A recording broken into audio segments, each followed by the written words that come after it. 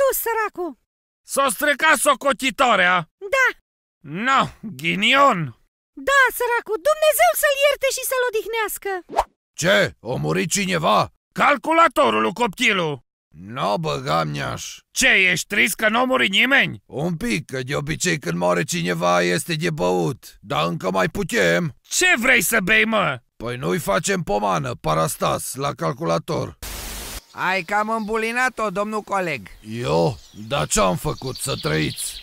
Ce-ai făcut? Lasă, că găsim noi ceva. Ungure! Cât trăiesc, dorm și conduc ca să pută cauciuc. Drumuri buni, coleguțu. Da, da, da. Stația. Salut! Ce faceți aici? Dic salut, dar de când saluți tu frumos? Eu? De obicei îi du-te în gheț metalist, ce faceți ceacanăi? Vă deranjez? Da, du-te, lasă-mă că am o combinație aici. Cu Mioara? Da, du-te, hai. Da, și eu am o combinație. Cu cine? Serus.